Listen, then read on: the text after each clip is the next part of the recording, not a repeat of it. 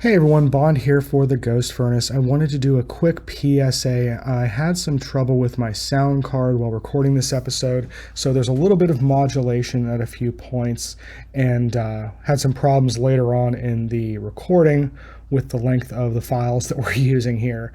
So I did the best I could to clean it up and everything. I think it is still okay to listen to, but if you hear anything weird, that's what it is.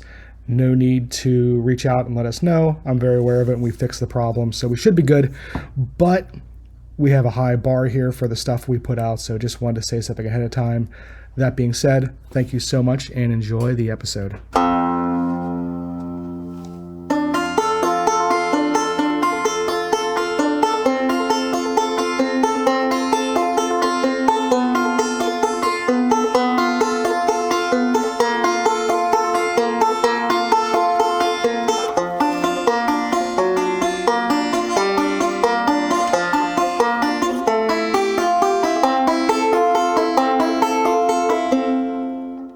Good evening, everybody. It's I, Nick Pennsylvania, here as I most often am with my good friend Brendan Bond. Good evening, Brendan.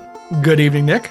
Now, I'm going to tell everybody right out of the gate that I am remarkably unprepared for the conversation tonight, even though I was the one that suggested it. And I was surprised to find that Bond was not familiar with this, nor was our good friend Matt, who lives in Austin, Texas, which will become focal to the story in a minute, because I asked Brendan if he was familiar with the Servant Girl Annihilator, which I am. I've been familiar with for years now, and just kind of wanted to talk about it a little bit today, talk about a few squirrely things surrounding it, and I failed to do anything in order to prepare for this today. So I'm just going to be totally honest. I'm working entirely off memory, but I am kind of curious because Brendan has now spent the last few hours digging into something brand new to him. And we just spent about 5 minutes talking about coonskin caps and Davy Crockett looks for no reason at all. And I think it was in order to buy time in order to so many of you out there are likely familiar with the Servant Girl Annihilator, who is, of course, one of those late 19th century serial killers and axe murderers, and really in the golden era of axe murder, because you have the Facilla axe murder, you have Lizzie Borden famously, you have the Axemen of New Orleans, and you have the Servant Girl Annihilator, all around the same time.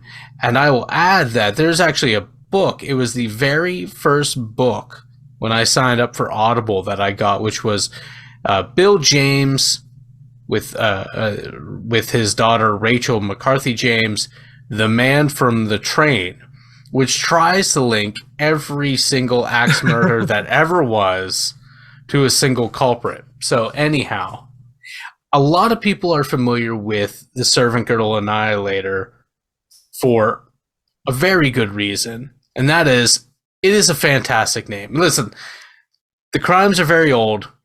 They are very terrible. None of this is in dispute. But it is just a very captivating name. And it actually is one of two.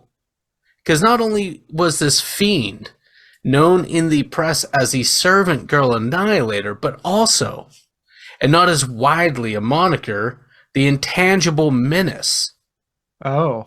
Both of these are just phenomenal names. The fact that the Misfits never put out An Intangible Menace song as a record, or how was the Crimson Ghost not known as the Intangible Menace? Anyhow, fantastic names. Things like Jack the Ripper.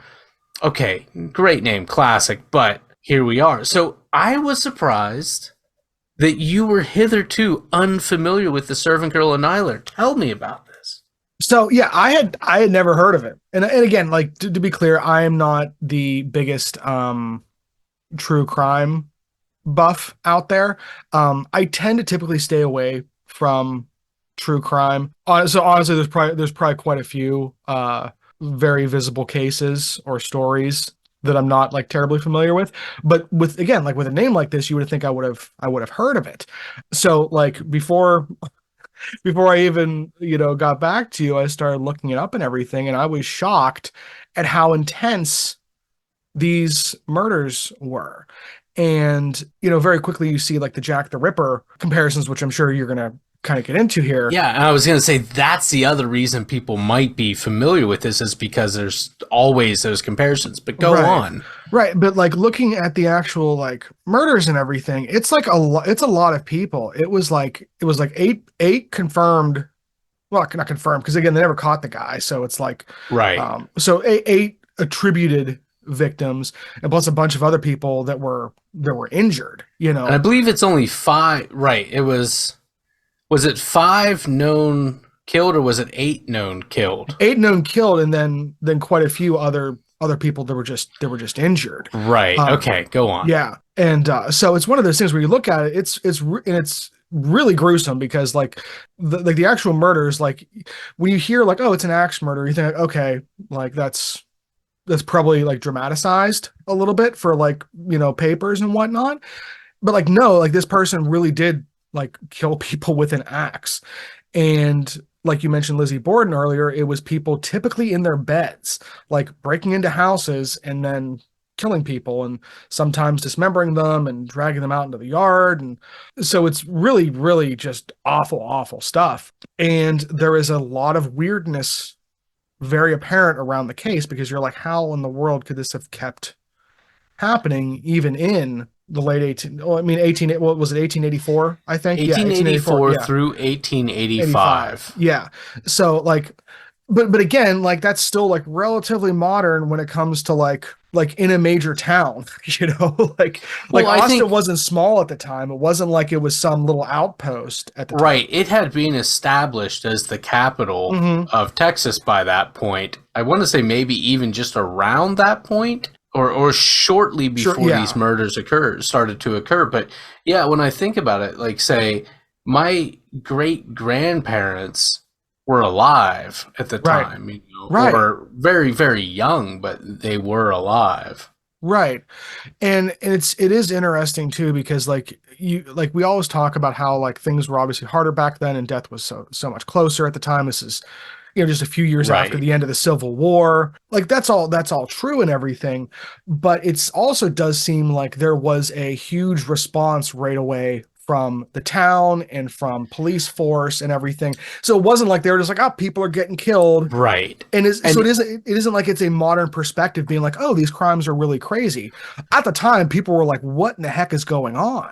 Right, and a lot is made about, the towns too were a lot more violent, but there's a difference between violence, just even when violence is a regular occurring thing, there's a difference between that and just especially the first murder of this Molly woman. And again, we're not going to go through a comprehensive breakdown of this because I was surprised that you were not familiar. Even more surprised that our friend Matt in Austin, Texas, where these occur, was not aware. And as you stated, a pretty small sample pool, but there are really detailed breakdowns and plenty of books on the subject. Yeah, very similar. If you're not already familiar, do it. But to get back to it, just the sheer brutality was so notable because yes, death was a lot more closer. People weren't any more kind to one another, despite what we're told. It was a rough place, especially in some neighborhoods. And yeah, we were all a little more closer to death. The funerary business that we know today was only just getting started. People were much more familiar with the concept. It was a much more day-to-day thing that wasn't kept in shadows. But yes, just the brutality is what really caught people's attention. Right. And I think that's, and again, with the parallels to the Jack the Ripper case and a lot of these other axe murders, at the time, like I said, this was kind of like when that was kind of at least seems to be a way to clump together these really heinous crimes is you have a lot of these axe murders. It still obviously shocked people. And when it comes to how everyone kind of reacts and everything, people were obviously really off-put by the idea of what was the name you used? The indescribable The in Oh, the Intangible Menace. Intangible Menace, yeah. So it almost has this like supernatural element to it, where it feels very other. It doesn't sound like it is someone in the community killing. Like it is a murder, but it doesn't. It's not like it's one person committing it against like a neighbor. It's like it almost has like an other quality to it, where there's almost an otherworldly, I guess, kind of quality to it, and that's how people kind of seem to react to it at the time. Yeah, and I don't know if that is a byproduct of some of the way it was reported, because, of Right. course, the Axemen of New Orleans was, I mean, they talk about it like it's a ghoul, it's this phantom. Right. And I think part of that's because of the mystery that surrounds it. So even with, I mean, there's true crime, but then I think there's this subset, there's this upper pillar of true crime, which are these historical crimes, and they tend to be of the brutal serial killer variety, that there's just so much mystery which surrounds them. Because, okay, the axe murder thing, let's start out, like I said, this 1880s, 1890s, up until World War I is really the high watermark, the golden era of axe murders. There was even one that I'm aware of around 1911, 1912, not too far from us, in a place called Elwood City. So, and there was another one up by Clarion, PA, in 1915. So there was a little chapbook at the local historic society about it. But coming back to it, the axe was a much more commonly available thing. It was a regular household implement in most places, especially outside of a downtown. And so a lot of axe murders were opportunistic murders. It wasn't somebody that came with an implement. It wasn't somebody that came with a gun. Most of the axes, my understanding is, were axes which were found on site. Suggest opportunistic. Of course, we look at one of the great mysteries of this, like this upper echelon, I say, which really crosses the realm from true crime into this paranormal thing, which you've already hit upon. And I hope I'm not saying the town wrong, the Vasilla axe murder, where there seems to be some evidence to suggest that they had been in the attic of the home and came down at night with the axe. That's not an opportunistic thing. There is, of course, a very similar story in Germany where somebody had been in the attic of a farmhouse, and even the servants there had taken note of it. I cannot recall the case, but again, people interested in this sort of thing probably are familiar with what I'm saying, even if they too can't recall the name. Yeah, I'm trying to remember it. I know the case you're talking about. That's a wild one. It was some years later. Yeah, right. It wasn't contemporary to this, but yeah, that is a parallel. Right. Yeah. So with this, the attacks do seem random. It's called the Servant Girl Annihilator because it's predominantly servant women that are being attacked. But even though initially a lot of the victims were black, the MO seems to have changed. Now, I will say this. I'm not sure these are all linked together. Right. Okay? Because there was two women early on, I believe they were Swedish young ladies that they were shot through a window. Now, they both survived, is my understanding, but that seems to be so outside the regular. The MO does seem all over the place sometimes. Right. As far as how it's attributed. So now I'm curious there are some speculations about who it could be, and I wonder how modern profiles will take to it. And I'm sure they have. Again, I'm woefully unprepared for having this conversation. But again, people usually attack people within their own community. As far as serial killers go, is, again, my understanding. So I know that racial tensions in the city were really amped up during this period, and eyewitnesses, what few there were, which again adds to the ghoul-like thing, the parallels to the Axeman, the parallels to Jack the Ripper. They have a lot of conflict Right. with any basic identification. Well, because one of the things that I was seeing on a few sites is it mentioned, as far as it being someone who was, local in the neighborhoods, the thing that really weirded a lot of people out is, obviously this person getting in and out of places and everything, especially a lot of them being late at night. Why was no one like alerted? Because in some of these cases, they literally drags his victims out into the yard to like chop them up and stuff. And it's like, why didn't either A, anyone see that, or B, why weren't like dogs barking or like animals making noises, or like that sets off some serious alarm bells for people, because they're like, okay, either this is someone who the animals didn't react to and nobody would have thought second of seeing, or there's a supernatural element in some of the ideas. Well, I do want to know, we talked about like with the Green Children. Now, Yeah. obviously, that's hundreds and hundreds more years Right, prior, right. but how much is being lost? How much documentation have we lost in the last 130 some years? How many people were not questioned? Right, because of either social status or any of the other reasons. Or just even getting out and getting to people? Mm-hmm. And it's not like it is today where, I mean, we didn't even have wire transcriptions in 1884 where we could take some sort of mechanical recording of a person's Right. statement. So any sort of interview process is a lot more labor intensive, and even the best intention investigation is going to have to accept that as a barrier. And the longer we Right. get away from the actual incident, so do we know for certain that there were no dogs barking or anything Stuff like like that? that. Yeah. Right. The very first murder that's attributed to this person is Molly Mhm. Smith.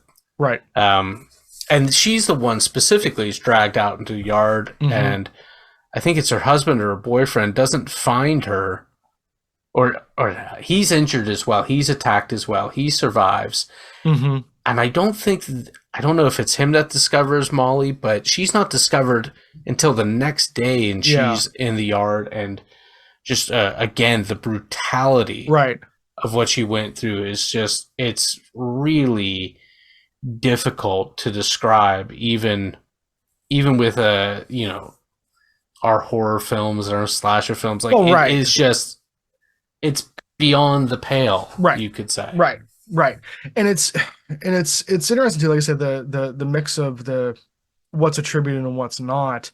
There's a huge difference, you would think, from a profiling standpoint, like for these types of killers, of like people who know their victims versus choose random ones, whether they just show up and it's like I say spur of the moment, but it's a little more reactive, versus, like you mentioned, hiding in the attic. Like, those are all kind of different things. And the community stuff is tough because, like you mentioned, the types of victims are all across different culture and racial and class lines. It just seems kind of like anyone who died a inexplicable, awful, murderous death in this time period is kind of attributed to, this killer. And I wonder how much of that, like you said, is accurate. It's probably easier to think, oh, this is certainly just one psychopath or whatever that's doing this, versus multiple people, over the same period of time.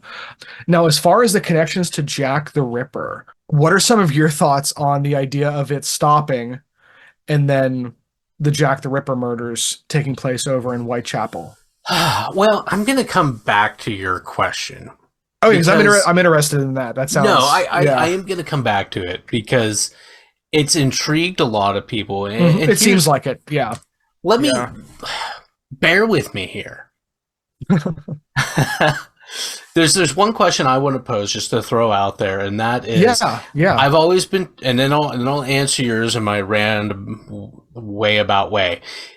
Yeah. That is, I've read a lot of true crime stuff, and it seems like there is a common thing that's written in these books that suggested that may or may not be true, but it seems to bear some fruit, and that is a killer a prolific killer, they, especially violent, not like a poison, they become increasingly brutal. It's almost like a rage thing.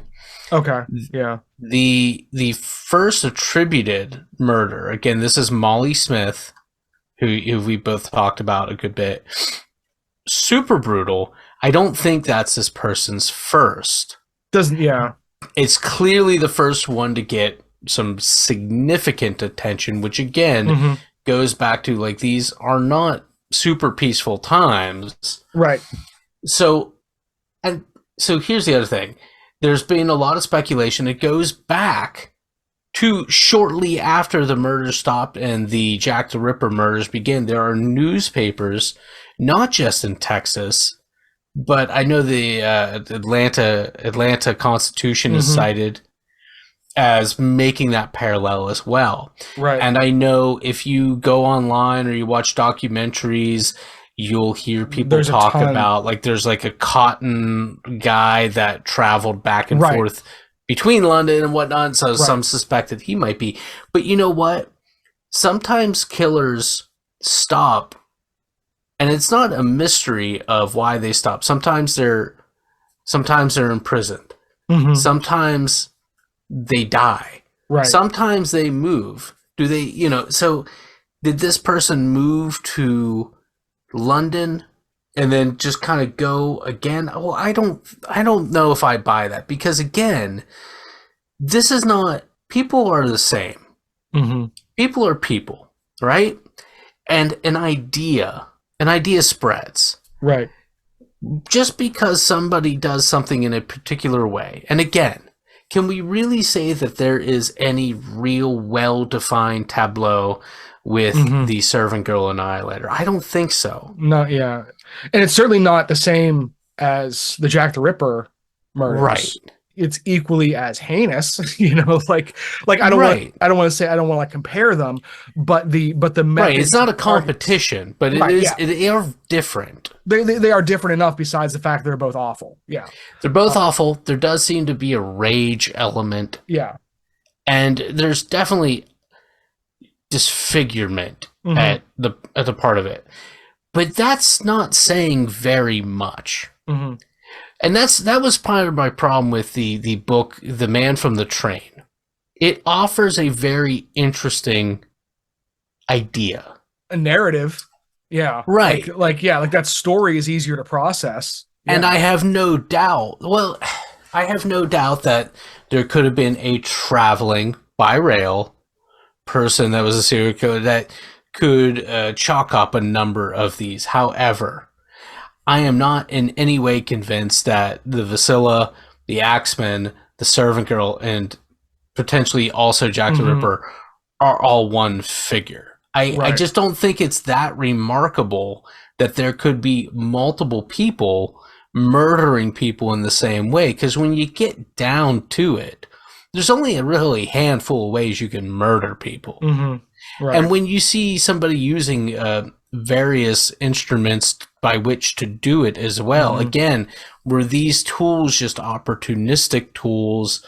Right. And wily serial killers, we know, will deliberately switch up their MO in order to throw people off the scent, because I mean, it's been said before, typically these people aren't stupid.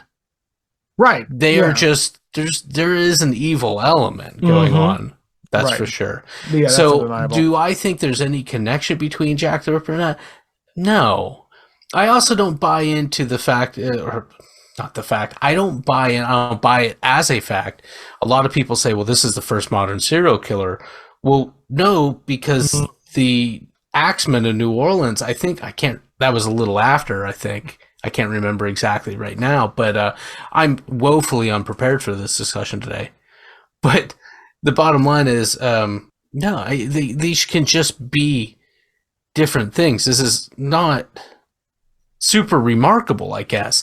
And I'm not even sure if I believe, again, I've already put it out there, the two women that were shot at through a window. I don't see how this has anything to do. It's so removed. It seems, yeah. from the MO in the midst of everything fairly early on. Yeah. So it seems to me that if you're going to have problems in a community, it's best to pack all of those problems on the back of a single goat. Right. The scapegoat, right? Mm-hmm. As opposed to like, we've got serious problems. If we can eradicate this one problem, it's much more calming in a way. Right. Yeah. Well, and that's what I was saying. Like I mentioned, like the narrative earlier. Like it's easier to like be like, oh, it's this one person kind of thing. It's this one, you know.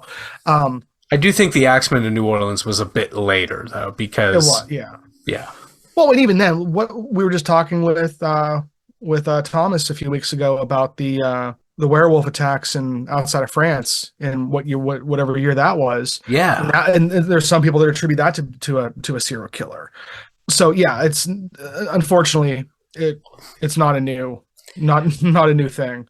Well, let me bring us back to our neck of the woods vaguely. Mm-hmm. Yeah. You know, on our Dr. Pennsylvania thing, I talked about the bodies and the bits of bodies that were found outside of Newcastle. And there was a lot of fairly credible speculation that they may have been linked to the Mad Butcher of Kingsbury Run, which was a Cleveland area serial killer. Now, Elliot Ness was the safety, I forget the title, the safety officer or something whatever. Like that, yeah. Something like safety was in the title in Cleveland at the time. And the main priority was getting this Mad Butcher taken care of. Now, those murders stopped, but there seems to be some evidence that I've read that suggest that there was somebody that Elliot Ness was pretty convinced was the person, and they were institutionalized. Right. And even as he was spending his dying days in Coudersport, Pennsylvania, Elliot Ness would get occasional postcards from somebody claiming to be the killer. That's what I've read. I can't, again, going off of memory, I can't ascertain whether that's entirely the case or not. But you know what? It's another one of the theories is that there was somebody who was the modern term is 302 involuntarily institutionalized in the Austin area that was also suspected of being the killer. However, there was a and I saw this documentary that you ever watch that History Detectives? It's like a pop history show, and those have good qualities and not so much. They're good introductions typically. Yes. So well, they kind of went through and using kind of modern profiling ideas and just what we know after having studied similar killers more closely, they brought forward a local cook, a young guy around 20, 21, I want to say. His name was Nathan, and so one of the things, not only was he in the vicinity, the neighborhoods where these killings occur, he was a black guy. So some of those earlier ones that predominantly, again, a white person's most likely to be murdered by another white person, and like people well, as far as him fitting in within the neighborhoods, that makes the neighborhood. He is a laborer. He's a cook. One of the big things is that apparently he was missing a toe, which syncs up with some of the prints that were taken. Oh, really? That's what I remember. That's what I remember, and I'm looking it up a little bit right now. So, but real quick, in February of 1886. So I want to say the last of the murders that they contribute to the killer were both two of the last ones occurred around Christmas in 1885. So only a couple months later, this Nathan character apparently he was killed by police while he was attacking a woman with a knife. Oh, so he was like make of that what you will. Yeah. Make of that what you will. So do all of these crimes fall at the feet of one person? Maybe. I have serious speculation that they don't. Again, but clearly this person was up to no good if, in fact, he was attacking a woman with a knife. It doesn't seem a far cry that had he gone all the way, I don't know what his intentions were, but it seems like they could have, if he had gotten away with it that evening, that could have easily fallen at the feet of this. And especially if whatever motivation was seemingly just as motivationless and random as the other ones seem to be. Because again, just in my cursory, looking at stuff, it didn't seem like there was like, oh, all these people went to the same church and would have known the same one person, right? There didn't seem to be a lot of connection between a lot of the folks that are different ages, and like we said, just all over the place. So, but I also think it's interesting you said like there was like footprints that they were being kind of forensic with. Apparently, yes. And so I'm looking up. That's interesting. Yeah. So okay, the fellow's name was Nathan Elgin. Again, there hasn't been a trial, so presume innocence. But right, for sure. He worked in close proximity to the crime scenes. Was missing a little toe, which was similar to a footprint believed to have been left by the killer. In February, so I'm reading just Wikipedia right now, which is citing the servant girl annihilator Nathan Elgin, a criminology, the servant girl murders of Austin, Texas, 1885. Okay. Yeah. In February of 1886, shortly after the last murder, which again, those occurred around Christmas, just a couple months earlier, Elgin was shot and killed by police while he was attempting to assault a young woman with a knife. So, I mean, that sounds like that might be the guy. Could be. It could be. It could be. Yeah, we don't know, but that's. I mean, because even if it's not the woman, or not the woman, even if it's not the man that killed Molly, all those other folks, yeah, right. If he had murdered that woman that night, we would likely have another that we in the future and them in the contemporary time would attribute to the servant girl annihilator. I do think the idea of using like modern techniques like that to look back at old cases is probably an interesting rabbit hole to go down. There's definitely some value to it. Yeah. Because the problem is, like, it's only as good as the information you have. And like we said, not only the way we approach these things is radically different than it was 130 years ago, but there's also just really practical barriers, like we talked about just in interviewing people. There is a sample size and a quality of like, what's the term they use? The chain of evidence or something where it's like custody of evidence, chain of evidence. Like almost like the provenance of like, where did this all come from and when, and that has to affect things, obviously. So it is more of like an intellectual exercise rather than like boots on the ground investigation, which isn't like worthless, obviously, but it is different. And again, kind of going back to like the DB Cooper stuff, I think that's why that still has legs, is because there are people like literally looking on beaches for things. It's a little, it's a little different than just like kind of armchair quarterbacking it. Well, and the DB Cooper thing too comes back to your custody of evidence. Right. We have, a good bit of physical things that we know for certain were in possession of this mystery figure. There's nothing like that with this because, again, they're not. I feel like knowing and having seen some things from 19th century crimes, those were kept more as souvenirs. There wasn't any sort of forethought, like maybe in the future there will be attack. I think as early as like the 70s, investigators were bagging things in a way because they could anticipate technologies that were on the horizon. I mean, we're talking about an era where we're not even fingerprinting yet. And fingerprinting, even today, is not as exacting as we've been led to believe.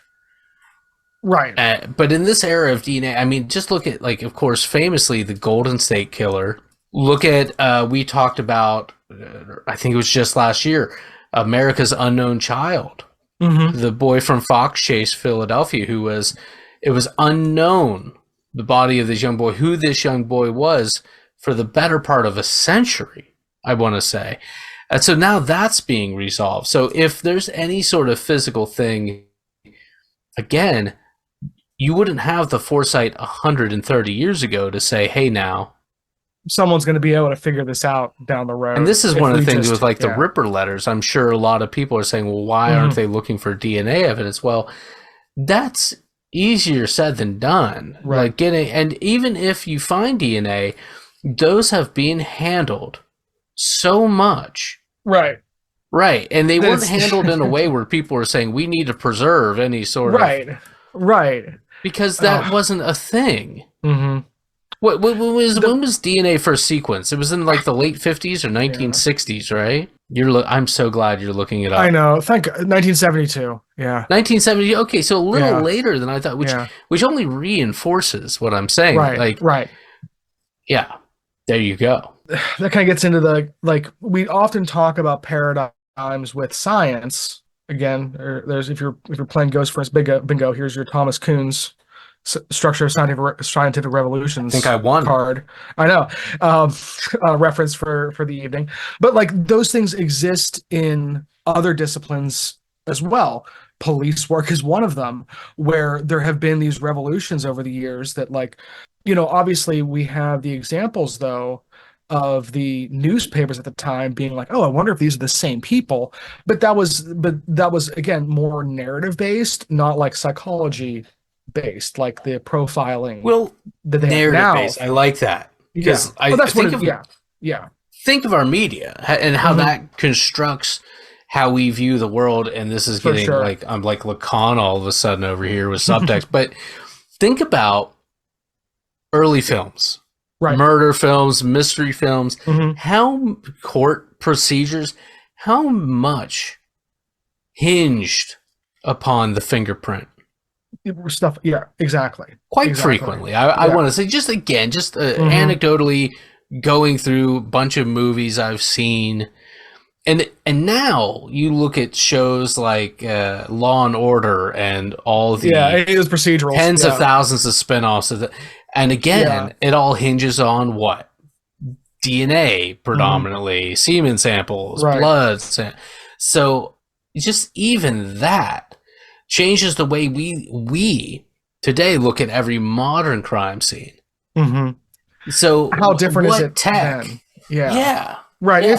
It's tough because you got to think that and again, it seems like that the police. Oh, sorry. Cameras are the other thing. They always, and I'm sure it drives you nuts being an AV guy, how they can zoom in on that, please, and it's just crystal clear image. Well, and also, no, but again, too, that's what the whole idea of chain of custody is so important, as we said, because it's stuff there's so much precedent for manipulation and things like that it's even before you get into the whole AI conversation and Photoshop even and before that but for these law enforcement at the time in Austin, it seems like they did really respond it seems like they were trying to do due diligence and really try and stop these things. It wasn't doesn't seem like they were blowing it off or being just another series of crazy murders, boys, and that's something.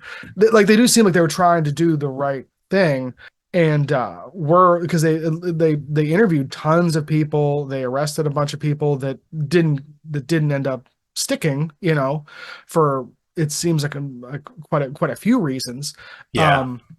But that's also just that's how the system works, kind of thing. Well, and again, innocent until proven guilty, So, right. They were definitely motivated to solve it because again, it wasn't the most peaceful place to start with. Right. But it wasn't, again, having kind of gotten the temperature reading, it wasn't remarkable either. It was probably what people think of, any city of consequence. Okay. Right. But it didn't do anything to keep the temperature down and to keep antagonisms down. We're talking about Austin, Texas, the late 19th century, we're talking about Reconstruction South. I mean, Austin's a bit west of all that, but those people traveled out there. So we're talking about, you know, a real mix of people. It's a complex environment. Yeah. Yeah. And it did these incidents did nothing to keep those the friction down, we'll say. It's tough because, again, like we kind of mentioned, that's why like the narrative that these newspapers are, I mean, and again, the newspapers are trying to sell newspapers, like that's always been the case, but they're giving people a narrative to put over this to kind of make some sense out of it, just like with the other axe murders and, you know, Jack the Ripper and everything. That is such a big part of it, which does serve a purpose, because that at least gives people a direction to focus their fear and attention and things like that. And you have to wonder what it was like for someone of any of these classes or cultures at the time living in Austin, because like we mentioned, rough area just based on the time and place.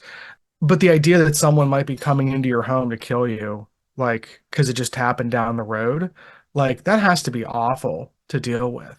The real fear is the random aspect. The randomness of it. Right. And that, yeah. So I don't know if you've ever met anybody that lived in New York during like the whole, you know, Summer of Sam sort of thing. Or the sniper down in the DC sniper. DC sniper. Okay. That's another. That is a great example. But the reason I bring up Summer of Sam is because he had Ted Bundy.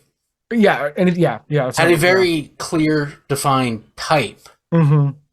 And so all of a sudden, not only is it there's the fear of the random nature of these, right? But also, I mean, I've heard of women dyeing their hair so that they wouldn't match a certain type. If you find yourself arbitrarily falling into a category, right? That's a good point. That's even more scary. Yeah. Now, one of the things I think about with just in the conversation that we've had is I kind of made the suggestion earlier that, I mean, I'm standing by this. I don't think all of these crimes, these attacks, these murders are all falling at the feet of one person, but it's definitely put out that way.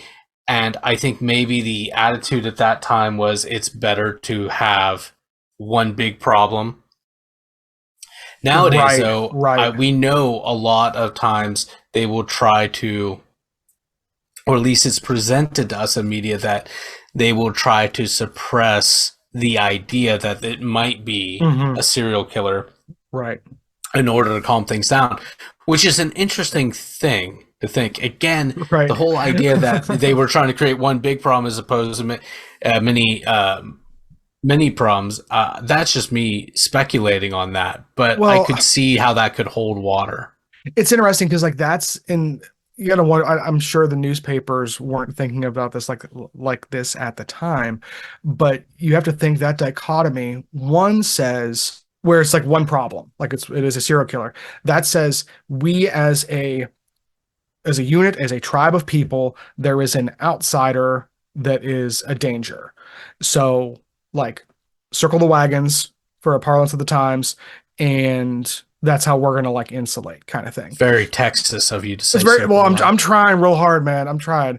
But if you say, "Oh, this isn't a serial killer," it says, "Okay, the tribe itself is the problem, and we need to look inward versus outward for, you know, a solution." And I think that, like, I'm not saying either one is right or wrong. No, but you make a good point, though. But those are two very different ways to deal with a bunch of awful killings. Yeah. And most of the time, of course, and this is okay. I'm splitting hairs here, but most often, most often a serial killer is of the community, because again, killers are most likely to attack people within their community, and that's not just where they live. But it's also, you know, different categories which we fall into, ethnic categories, who you associate with, just even socioeconomic groupings, things like that. But serial killers, sure, they are of the community, but also they're not, because there is an other element to them. Yeah, because they just mentally work so much different. But yeah, so if you have any thoughts on these murders, or if you have any other ideas on who this could be, who it could be responsible, if you have a lead on this being Jack the Ripper, if you have this being on the Louisiana Axe Murderer or something like that, let us know. We'd be curious to hear about it. If you want, you can reach out. You can find us on Facebook and Instagram at the Ghost Furnace Podcast, or send us an email at theghostfurnacepodcast@gmail.com.